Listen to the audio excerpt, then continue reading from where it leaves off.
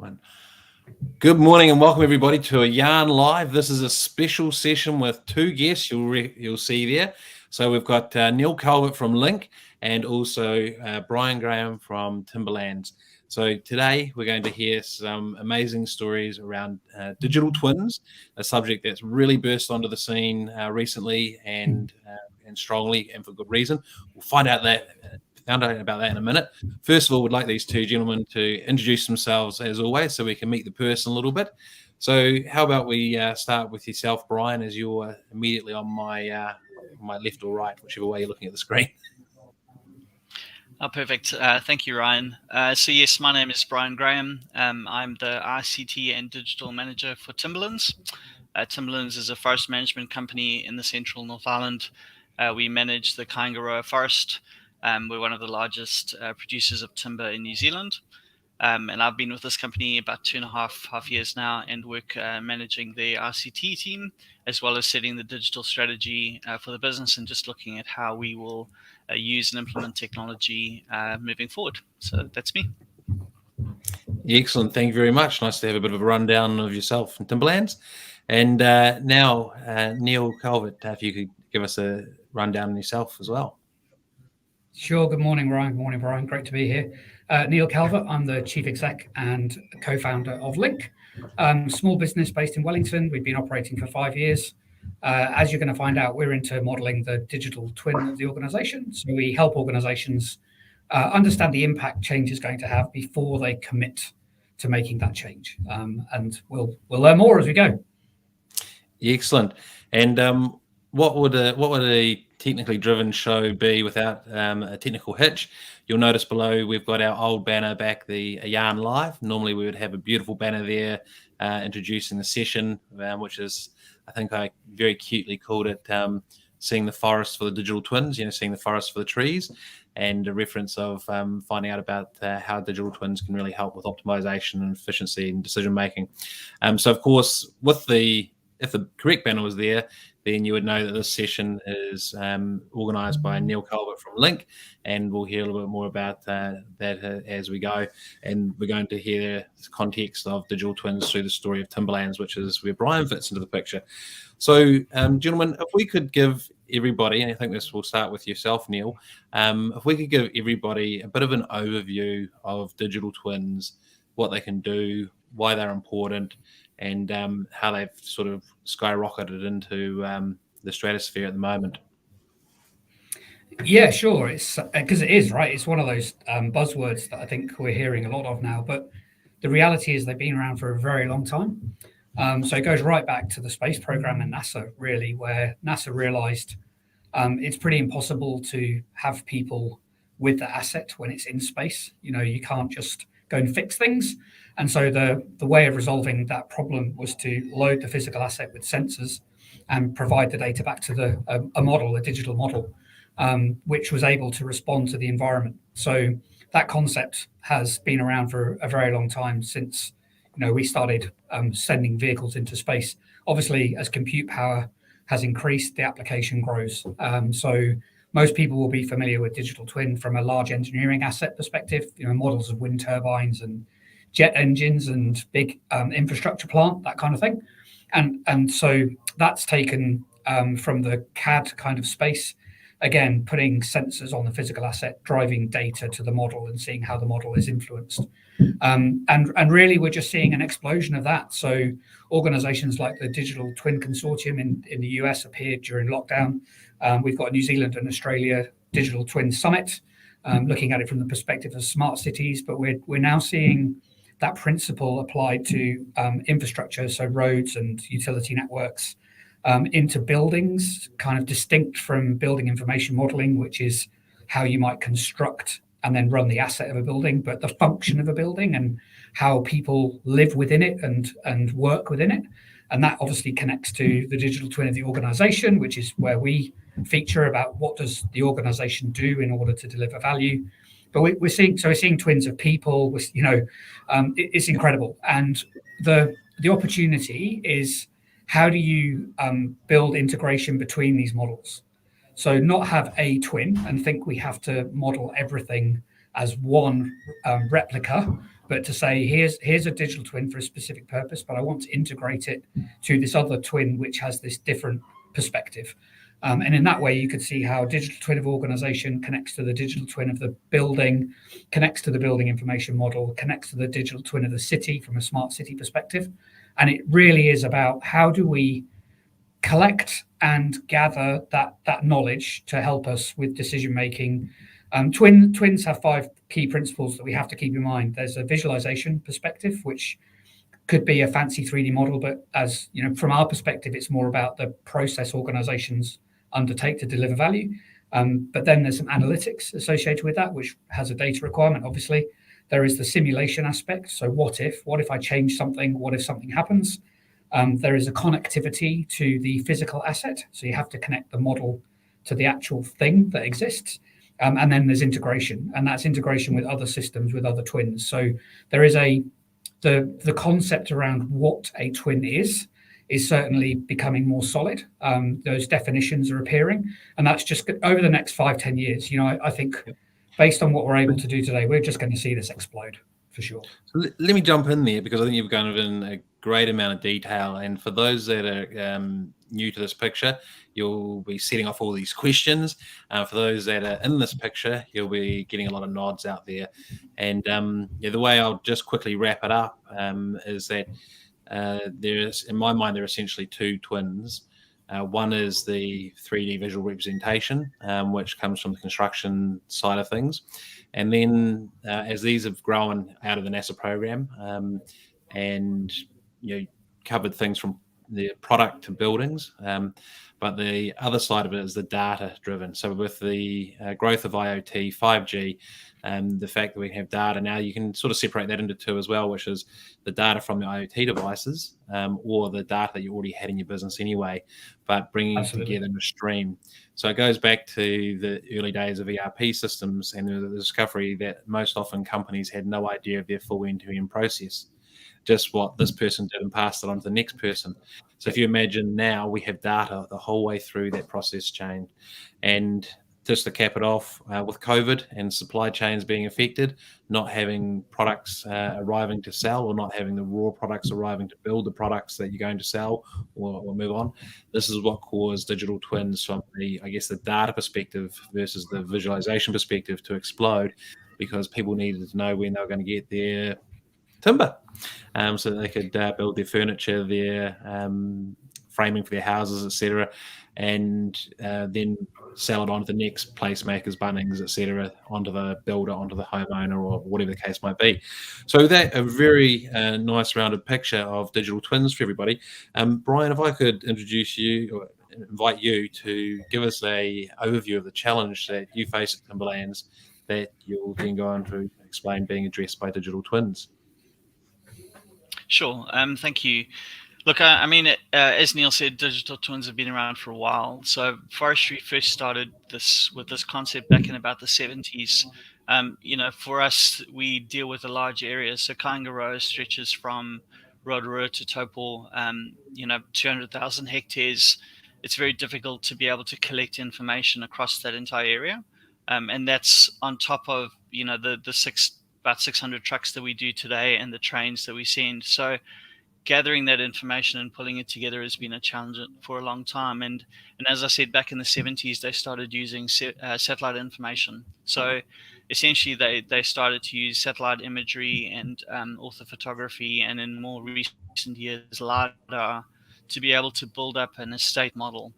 And so forestry has used estate models for quite a long time, and that basically gives you the value of the estate today, and then the value of that all the way into the future. So essentially, you know what your asset is worth. Now, the digital twin idea is it starts at a very loose concept, so you kind of know basically or roughly what it's worth. But what's changed over the last probably decade in particular is the accuracy of being able to do that. So as you mentioned, as new technologies come on, as more data has been available, as more compute power has come on board, it's allowed us to start to manage that asset at a far more higher precision. And so the digital twin concept basically allows us to then run scenarios and analysis and say, well, look, if we change this element, what does that do for the value of the asset over time? And then what we've started to do in recent times is then go, well, again, because we're starting to collect more data through our information system, so whether that's from trucks or whether that's from harvester heads, suddenly we can start and look at how can we optimize and automate and look for efficiencies in the processes within the day-to-day. So how can I move a log more successfully through the chain? I think you were talking about customers. 70% of our logs go to local customers. How can we engage more with them to make sure that the right log is going to the right place? How can we essentially get the efficiency and the most value for what we're producing? And so where we started to work with Neil was something simple. As we went, well, look, we have this fleet of vehicles that we manage. And we have some internal processes, but we believe that there are some efficiencies that we could have internally. So we were really looking for a way to model not just a physical asset, but a process, if that makes sense, and an information system. Because there's a lot of data, not a lot of value in data, and we talk about digital twins in terms of the physical sometimes, but we don't always think about it in terms of our processes and the data that we're collecting. And so we were really looking for the opportunity to be able to map out a specific process, to see what the different pieces of that were, and then to be able to model that in its current state, but also in a future state, and go, look, if I changed these things, what would the impact be? What would the impact be on the time spent? What would the cost be? What would the value add be? And so we were starting to be able to do that with processes, not just with an asset, if that makes sense. Oh, wow. So, Neil, could I invite you to jump in and add to the overview that we've got and give a bit of a what LinQ has done flavour to the picture? And if I could encourage some use of some practical examples. Now, I know we can't give away any business secrets or whatnot, but if you can maybe somehow give some practical examples to give context, that'd be great. Thanks. Yeah, sure. And then Bryan will come in and talk about specifically, I think, what he's managed to do around the fleet management side of things in Timberland. So the value that LinQ offers, when you think about the process an organization undertakes to deliver value, the only reason for doing work is to create something that is useful to the business. And so the models that LinQ generates, the digital twin from a current state perspective, is this is how my business operates today in order to achieve these outcomes. So we have a very structured language which allows you quickly to understand the actions that take place. So any work that happens, any process that's undertaken, the content that's produced as a result of the action. And this is the really, I think, somewhat unique thing about LinQ from a data and information perspective. We want to help organizations understand this thing happens. So a person comes onto my website and wants to register for an account. The very nature of doing that work, the customer doing it on our website, creates a set of information which is valuable to the business. We know their name, we know their email address, anything else that we collect. And it's that content that enables the next piece of the puzzle, the next part of the process to take place. And so we follow this flow of information that is being interacted on by people, so the relationship people have with this content, in order to say, I've got this data, I do something with it, I create something else, I've got a validated account. Then I have to load it into the CRM, and then I end up with this customer account. So you can really connect the source content that fuels the business with the outcome that is ultimately created by the people doing work and the tools they use. And the context that you get is, I have to work this way because of the content that I receive. And so we can very quickly examine visually and through the insights that the platform provides how long it takes for that work to be done, therefore how much it costs, because we understand the cost of people and systems. We've got a value lens, so we can say this asset I'm creating is super valuable to the organization, and if I didn't have it, this is the impact it would have to my business. If I didn't have access to customer account, all of these things would not work. Therefore, it has a value, and we can determine what that is through a number of characteristics of the value of information. And so all of that's brought together in the platform with a bunch of dashboards and insights that help effectively build a narrative that you can take to somebody and say, this is the current state of how we operate. These are the people involved. This is the work they're doing. These are the tools they're using. This is the employee experience. This is the customer experience that's generated as a result.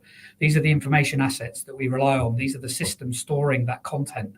This is where value is created inside the business. And once you understand that current state perspective, you can start to simulate change in the model by saying, Well, what if in the future we have a portal that our customers register on, and they pick an address, so we're not having to deal with addresses, and that gets loaded straight into the CRM. And as a result of that, we run a bunch of automatic processes to allocate them to an account manager or send them a marketing email. And you can visually and through the analytics see the impact that change will have in the business. And at some point you go, well, I want to operate that way. And then you end up in the conversation about, right, I'm going to save this much time, this much money. Here's the impact on my technology, my tools, the impact on my people in terms of how they work, my data requirement. I might have a data gap. There might be some data I no longer need to manage.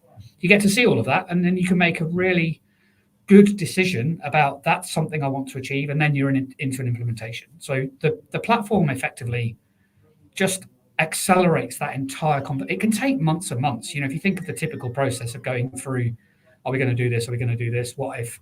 It's long-winded. It's whiteboards. It's lots of emails to yourself with pictures of whiteboards. It's creating documentation that then needs to be reviewed, and we kind of smash all of that up into do it in the meeting in real time, get full engagement, and accelerate that conversation. Oh, you're on mute, I think, Bryan. Oh, I did put myself on mute. I just took with a little question, because everyone's moving to agile, not just software development, because we're just doing it and we're doing little increments faster. And does it work, or do we need to change it?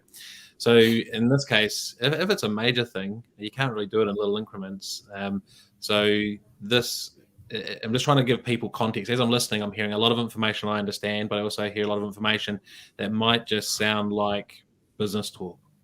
So what I want to do is bring some real context to the picture for people, in the sense of having all of these processes mapped, the assets attached to the processes. And I'm just trying to think, almost imagine, like you used to see on the TV ads for the super, what we used to call the internet, the super information highway, and there'd be some stream of data flowing. Well, yeah, just imagine, all the little streams of data flowing out of a process, which is, the things happening in your business. So perhaps if we think of your example, Neil, and then come to you, Bryan, and think of, if you've got the maps of the forestry and you've got all your assets in there, and you were to say, what if we took out all of the four-wheel drives, all the utes that are just being taxed? What would happen to our business then? And you go, well, the trees will still get cut down. The logging trucks can still take the stuff away. What impact would happen? Pardon me. What impact would happen if we didn't have the utes? Assuming that utes are used for some people to get from one site to another or something like that. But if we look at a practical example like that, perhaps you've got a real one that you can share with us, to give this picture a nice practical overlay. Yeah. Look, I can jump in there if you want me to. Please, yeah. I think so look, I mean, I think for me, it's actually at a finer level than that, Ryan. I think it's very easy to get caught into the digital twin as the whole business. And for us, it really doesn't work like that. It is about, as I said to you, it's about precision. Because oftentimes if you try and map out something as big as that, as Neil says, it becomes bigger than Ben-Hur, right? And so it's very difficult to get buy-in. It's very difficult to be able to actually make a decision because there are so many moving parts. And at the end of that, it's very difficult to attribute any major change to a specific thing that you tweak this, but actually the flow is quite large. So how we've approached it is we've taken it at a smaller scale. So as I said to you, we've spoken about the fleet management for us. That is actually a relatively small process in our business. We're not talking about our trucking fleet. We're talking about our internal vehicle fleet, and that was simply to say we had a bottleneck about how we manage that and people's time. And so, but at the same time, because it's vehicles are always something that for people can be quite personal. So you're wanting to be able to give evidence-based approach. And so what we were able to do is to say the first run through, which I think Neil took us through in 4 or 5 hours, is you just briefly take all the big components, right? You take person orders a vehicle, then someone places the order, someone collects the order, someone does the signage, someone puts this equipment in the vehicle, and you just quickly put that out into the package, and you're saying, well, there's a paper document produced here, or there's an email produced here, or there's an Excel spreadsheet or a database, and just very quickly you get an overall sense for what that takes, and then you go into a little bit more detail and you say, well, okay, when someone is sending the information or need their vehicle serviced, that takes 2 minutes, and there are 10 people in that chain, and then the invoices have to be signed, and there are another 10 people in that chain, just for argument's sake. And so what you start to do over time is you get a perspective on how much time and effort is going into that process. And what we did is as I said, with vehicle fleet, is we went, well, let's map that entire thing out and look at how much time we spent on this. And then look at the things that we can optimize and go, well, actually, if we automated or outsourced or used a different process, maybe we can remove, for example, maybe we can remove the invoicing, or we can do invoicing once a month, or we can change that, and then look and see, well, look, that saves us 10 or 20 hours a month, and maybe we do that across 3 people. And so what happens is that those incremental changes we then roll up to the business. So we've done, we do fleet over here, and then we do our CapEx process, and then we look at, we have a team that does data capture for orthophotography. So let's look at that process. And so over time, you've got these individual pieces in the business that you're making slow changes to, but you're starting to get momentum, both in terms of people understanding that it's okay to map out a process, like visibility on some of this is actually okay. It's not to replace your job. It's not to remove anything. It's just about making you more productive and efficient. And so you start to get the buy-in. And then you also start to get momentum as a business to say, actually, there are things that we can look at. And sometimes there's not much change. There have been a few processes where we've gone, actually, we're not really going to change that. It's not worth the time and effort. And some other things where we've gone, yes, we really should look at that. And over time, that's starting to build a picture of the business. So just to kind of summarize that, I think it's important that you do look at it at 2 scales, that it's not just about the whole thing all at once. It's about individual pieces and processes and information systems. And then number 2, it's about building the momentum of doing that and getting better at being able to map those things out, which doesn't take very long, and then also getting people to identify and be involved in that process. Yeah, let me just add a bit to that, if you don't. Yeah, so I think it's a really, really important point. The incremental change is absolutely the driver behind using the platform. We see most organizations we work with, people have an awareness of where challenges are inside the business. And it's never, our organization's broken. It just might be, do you know what?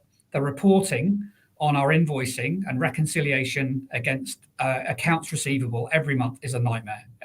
It's full of paper. We haven't got access to this platform for these users. Therefore, they have to create an Excel spreadsheet that they manage themselves, so they can bring this stuff together. And when you model that and you go, well, do you realize, you go to the business and say, just because someone has failed to grant the right access to this platform for this person so they can get this view of the organization, they're creating this Excel spreadsheet over here, which is populated by 10 people emailing them every month. They put it all there just so they can then generate this monthly report, which is reconciled against projects and spend and budget. And if you actually spent the time, which might be a 30-minute conversation, to say, well, what access do you need and why? And that access was granted, so they could generate a report that they could just click on, you would remove all of this work that goes on unnecessarily inside the organization. And the impact of that is, across these resources, you're giving them an hour back every week. And that translates to 10 hours. And that 10 hours actually translates to 100 hours a year. And that 100 hours a year is $45,000 of costs to the business of creating an Excel spreadsheet when there's an application sat there that just for this reason isn't being utilized properly. And so it's about being able to spot those things. They become really tangible. The buy-in that you get, I mean, Bryan's just expressed it. People begin to connect with the idea it's okay to question, are we doing this right and doing it the right way? And so another outcome I've seen with my other customers is the people involved begin to think this way. And it's okay to stick our head up and go, hang on a second, why on earth are we saving that there and there? Why don't we just do it once? and then give people access to that. And those small things are often the foundation to then say, well, now we've got this momentum going, we've got people thinking change is okay, we can start to address some of the bigger things, and that's when you can build like visionary future states and start mapping progress to get there. So it's always super tangible, bite-sized chunks of change that ultimately drive this digital transformation journey that organizations are on. So, and I that hopefully that is beautiful. And I was just having a little chuckle. Sorry, Brian, I just added this in. I was just having a little chuckle. I'm working with another customer and I'm getting a login. So I have my own email for the customer. It's a 2-week process. And I had no idea of the process. And then someone come at the end and went, oh, we can just put you on under this and you wouldn't have had to do this, and this part of the process, which has to deal with HR, and this part has to deal with tech, and this part has to deal with that. And it's like, oh, so we could have done this in 5 minutes, not 2 weeks. 2 weeks I haven't been able to communicate within the business. And it's a perfect example of if that process was nicely mapped out and someone said, this is what we're going to do, well, this is what you're going to do, Ryan, or how it's going to happen. And that other person saw it and went, no, we can circumnavigate that, or we're going to do a different process. But there was no communication amongst the group of people or team, I guess you could say. Well, this is the way I'm paraphrasing it. But I can just see how, so much time can be saved. And what a beautiful example. So, I think we just lost Neil for a minute. He'll come back. But you were just about to share yourself, so I'll hand back to you, Brian, to add into the picture. Yeah, I think there are a few things there. I'm sure there are plenty of business analysts who are watching this going, oh, but it's just basic process mapping, and that's been around for ages. How does this relate to digital twins? And I think what Neil mentioned there is evidence-based. The thing about being able to put it into a digital system, because we often think of digital twins as being like a 3-dimensional view or something in virtual reality or augmented reality. But essentially, it's just a digital copy of something that's real, right? And process mapping often has landed up being kind of a 2-dimensional view of it. And what I mean by 2-dimensional is like it's very linear and there's not a lot of information about it. Whereas with the digital twin side, you're talking about putting in things like cost, value, and there's just a lot more information that's provided in particularly a system like Neil's got.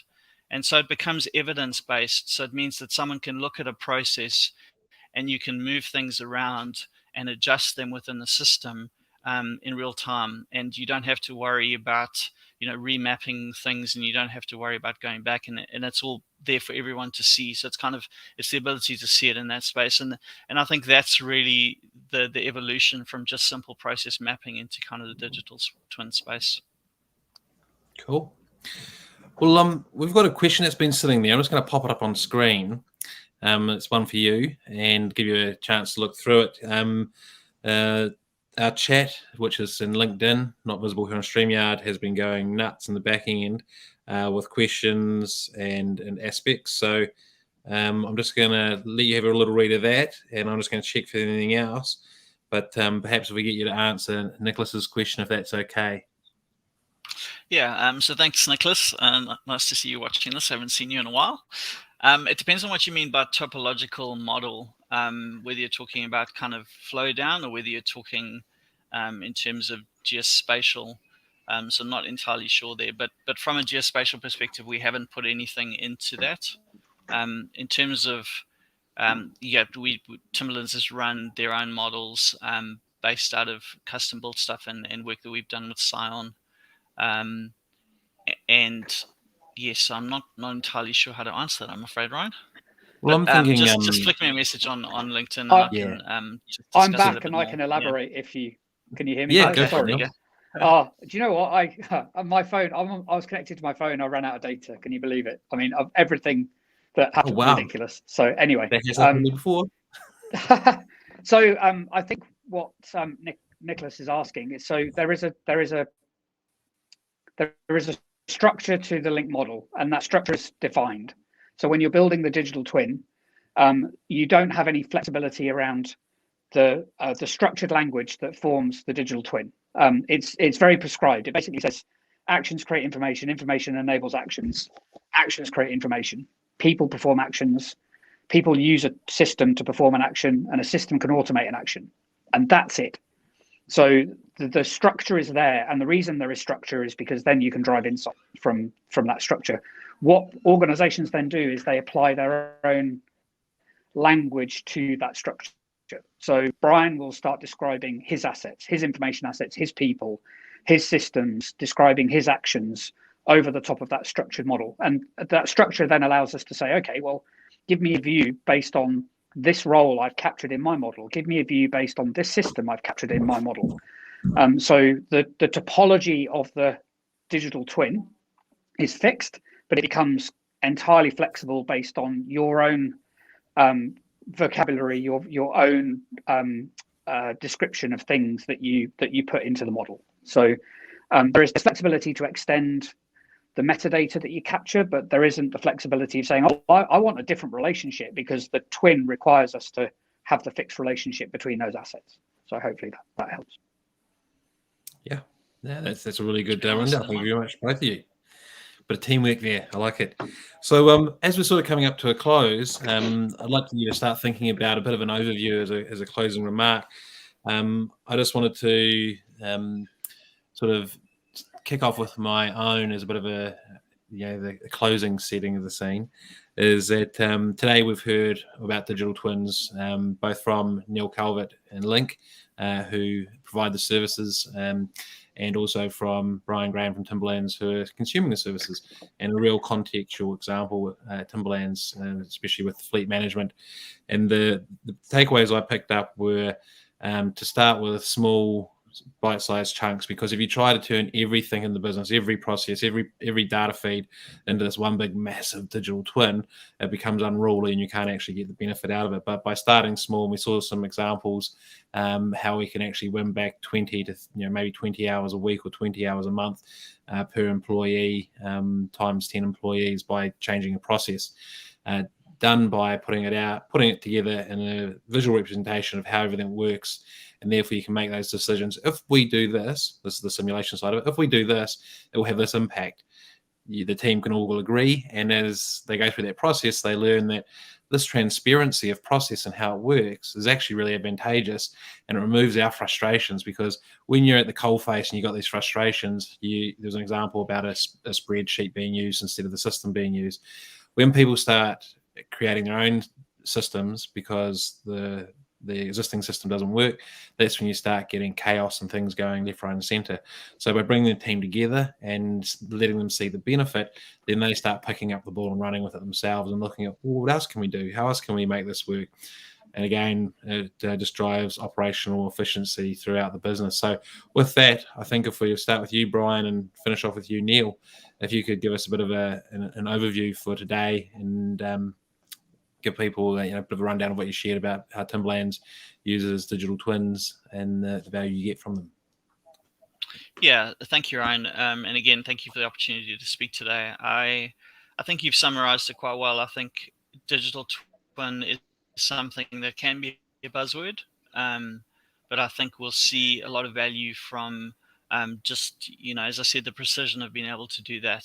I think if I was chatting to people who were kind of starting down this journey, as you said, I would start small, and just recognize that this is something that I think is going to become increasingly important over time. People want evidence-based decision making. They want to get away from this person said that, or this is how it's always been done. They want to be able to see something in front of them that allows them to make a change or to make a decision.